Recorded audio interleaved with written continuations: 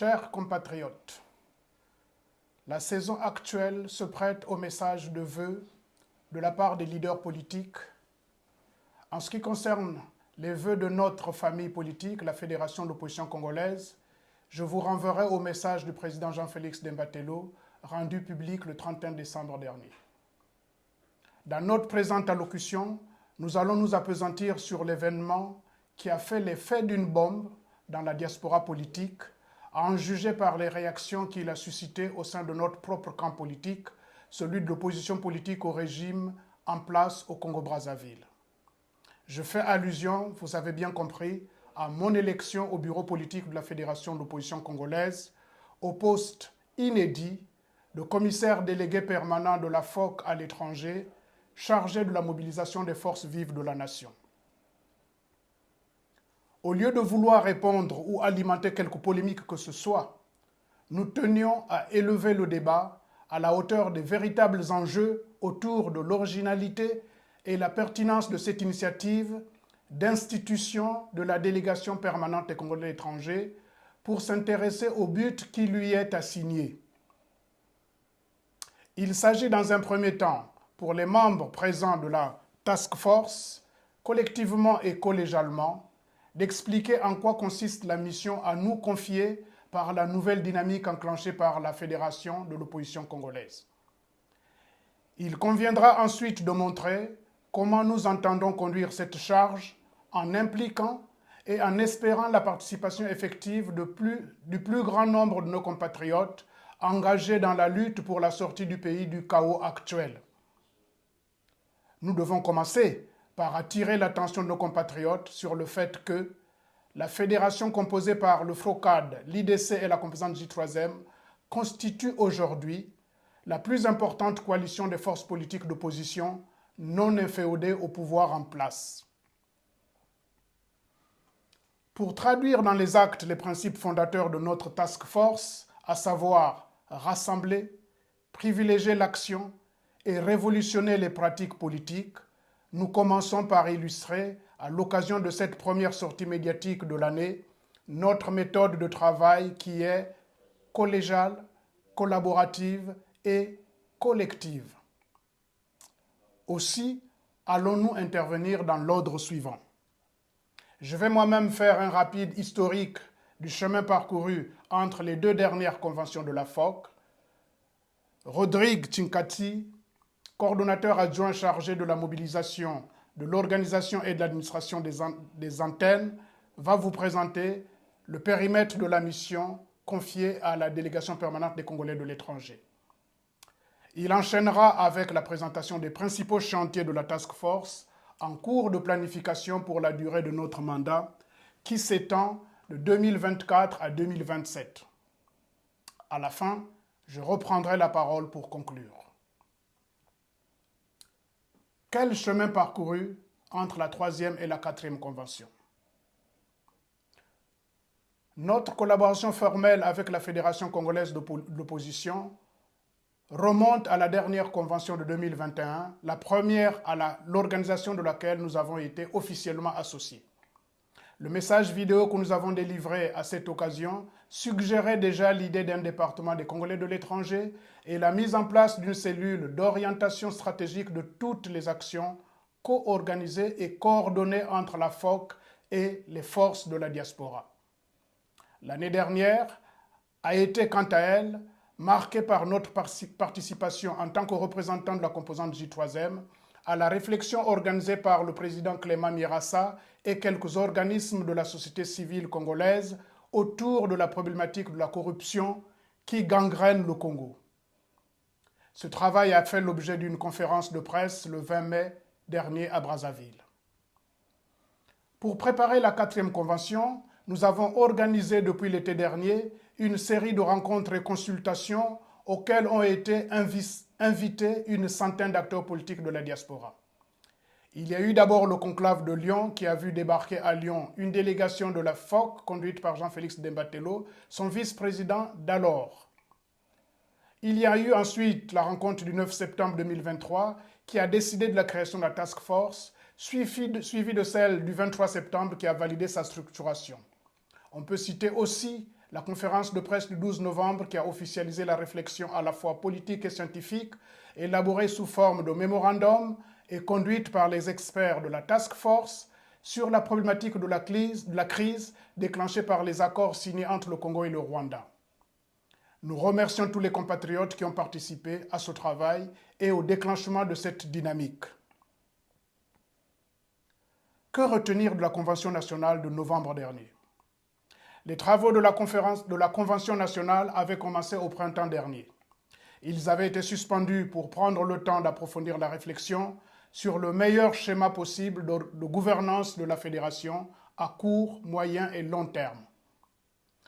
Les conditions idoines pour la poursuite des travaux ayant été réunies, la session de clôture a été régulièrement convoquée le 25 novembre par le président sortant Clément Mirassa, ce qui a permis à la fédération d'affermir ses ambitions en se donnant pour objectif d'insuffler une nouvelle dynamique politique et de remettre en ordre de bataille l'opposition républicaine face aux enjeux inhérents à la détérioration de la situation du pays sur tous les tableaux.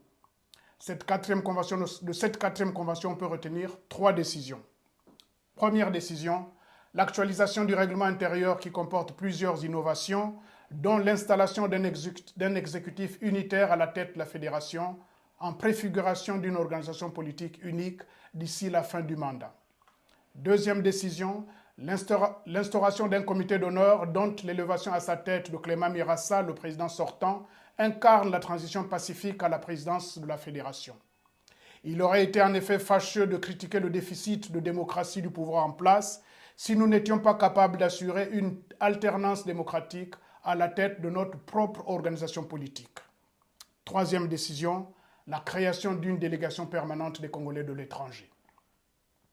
C'est en l'occurrence cette troisième décision qui retient notre attention dans la présente adresse. Une place de choix est donc attribuée à la diaspora républicaine qui siégera au bureau politique de la Fédération de l'opposition congolaise pendant les 4 années à venir. Cette décision des pairs est une marque de confiance qui résulte d'une longue et intense collaboration depuis que Jean-Félix Dembatello a pris en main la redynamisation de la composante J3M. Nous avons ainsi pu contribuer sous différentes formes aux activités de la Fédération de l'opposition sous la présidence de Clément Mirassa depuis la 3e Convention nationale. Aujourd'hui, mes amis de lutte et moi-même sommes récompensés par ce travail accompli collectivement depuis l'été 2023. Nous exprimons toute notre reconnaissance à l'égard des amis qui nous ont fait confiance tout en restant humbles. Car il n'est pas question de se glorifier ou de se gargariser d'une élection qui nous oblige plutôt qu'elle ne nous récompense. En effet, l'immensité de la tâche et le caractère insondable des attentes de nos compatriotes nous incitent à l'humilité. D'autant plus que nous avons conscience que personne ne détient à lui tout seul la solution miracle au problème du pays. L'heure est plutôt au rassemblement de tout ce qui est épars. En tout cas, nous allons nous y atteler. Comme prévu, je passe le micro à Rodrigue pour la seconde partie du message. Merci Jean-Noël. Notre mission relève de la 3e décision de la dernière convention de la FOC du 25 novembre 2023. Cette mission consiste à créer au sein du bureau politique de la Fédération de l'opposition congolaise une entité inédite qui est la délégation permanente des Congolais de l'étranger, chargée de la mobilisation de forces vives de la diaspora au service de la libération et de la reconstruction du Congo. Il s'agit d'enrôler les cadres de la diaspora qui le souhaitent dans un engagement politique plus conséquent. Question de les sortir de la posture de donneurs de leçons depuis les berges de la Seine, sans mouiller le maillot, ou de commentateurs de l'agenda du régime décrié, ou des déboires des opposants de terrain. Sans prendre attache ni ancrage avec la réalité que nos compatriotes vivent sur place. Qu'est-ce que la DPCE et qu'est-ce qu'elle n'est pas? Commençons par ce qui change avec la DPCE par rapport aux autres initiatives de la diaspora politique.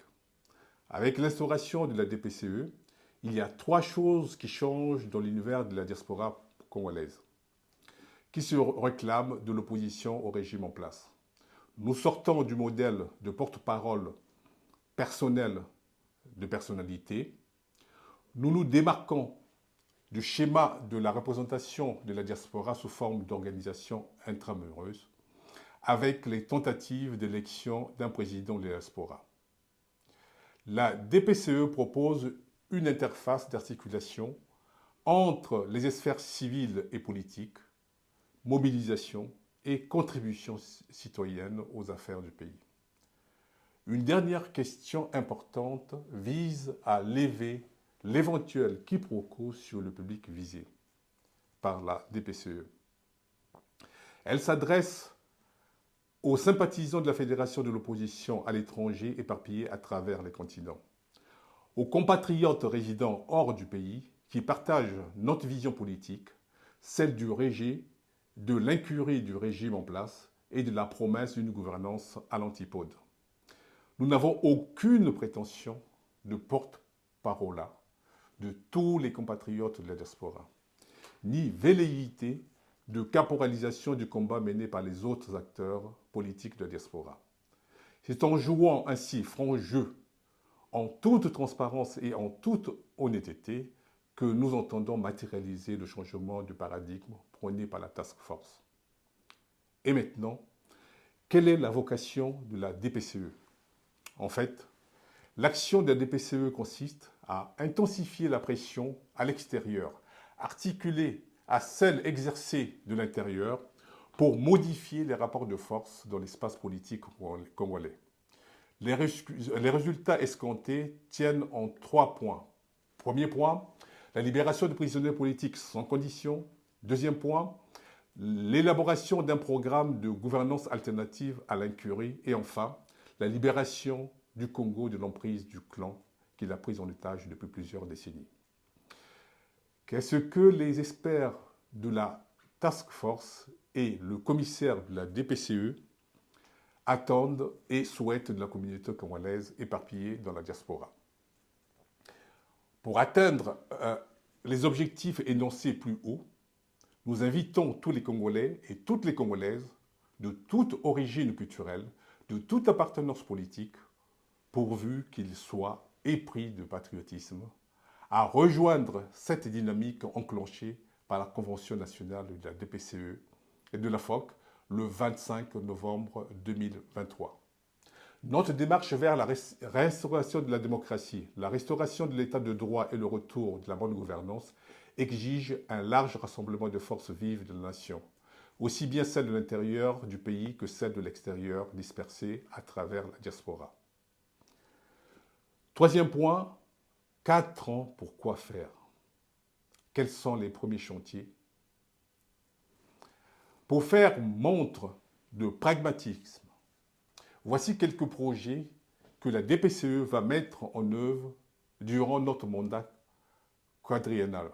Premier projet, la réclamation d'un moratoire sur les accords de la discorde en tant que première mesure issue de notre mémorandum présenté le 12 novembre à Paris.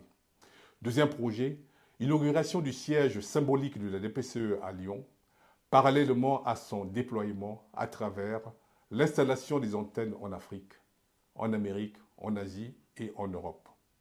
Troisième projet, lancement de l'ADN, acronyme l'appel pour le dialogue national sans exclusif, conformément à la feuille de route à nous assignée par la 4e Convention nationale de la FOC, avec la libération des prisonniers politiques comme condition sine qua non de ce dialogue.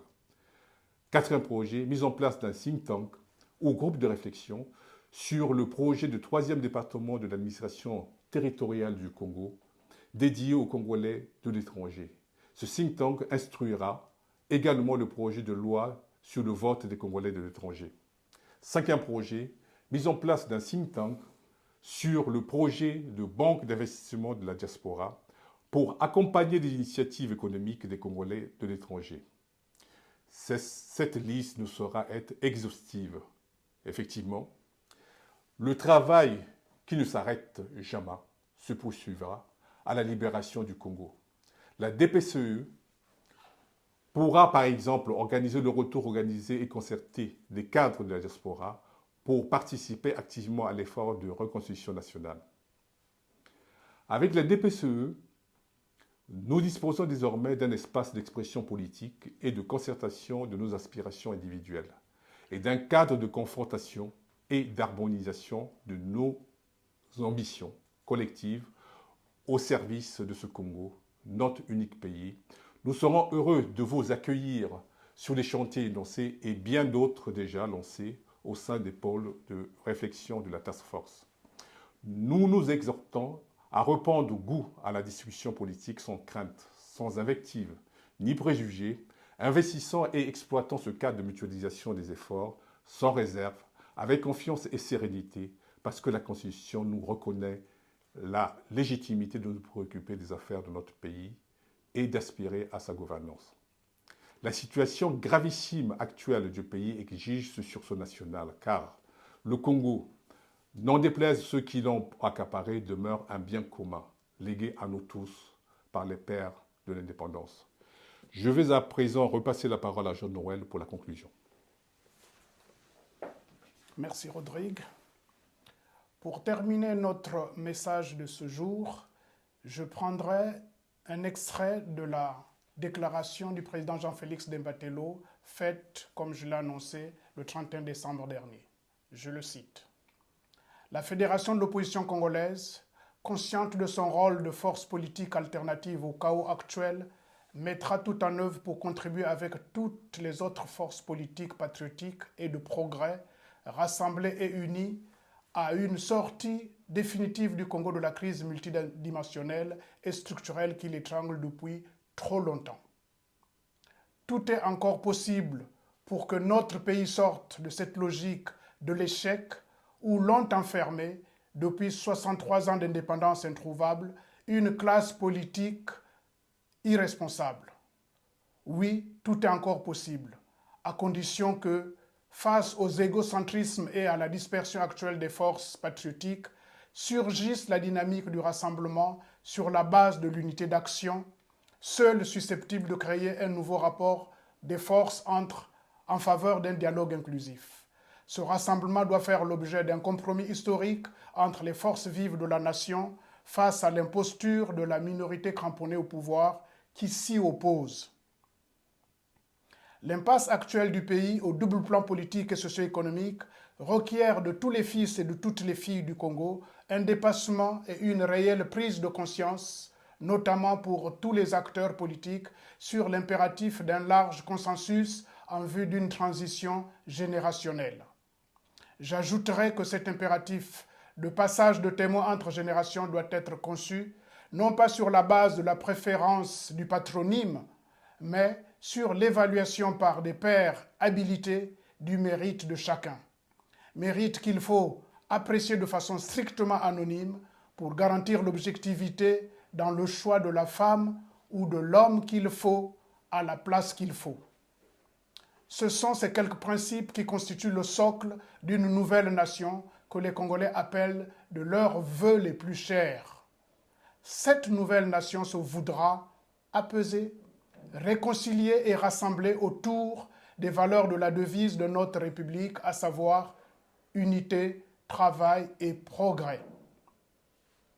Chers compatriotes, nous formulons pour l'année 2024 à votre attention personnelle nos vœux les meilleurs de santé, de bien-être et de bonheur dans vos familles respectives. Mes pensées particulières vont d'abord à notre peuple qui, dans son ensemble, tire le diable par la queue, puis à nos amis Jean-Marie Michel Mokoko, André Okombi Salissa, ainsi que toutes les Congolaises et tous les Congolais privés de liberté par le fait du prince et par la tyrannie du PCT, le parti État au pouvoir. Nos remerciements les plus sincères et mes encouragements à tous les amis engagés à nos côtés depuis mon activisme associatif bien avant la vocation politique. depuis la création du MUR en 2016, le MUR, première formation politique de soutien à Jean-Marie Michel Mokoko dans la diaspora, puis lors de la mise en place de la task force avec le lancement du mémorandum, entre autres activités, et maintenant avec l'instauration de la délégation permanente des Congolais de l'étranger. Merci d'avance à toutes celles et à tous ceux, nombreuses et nombreux, qui sont en train de nous rejoindre. La dynamique prend corps. Chers amis de lutte, la libération du Congo sera une action collective, l'œuvre de tous ou ne sera pas. Nous savons ce que réclament les Congolais de toutes leurs forces.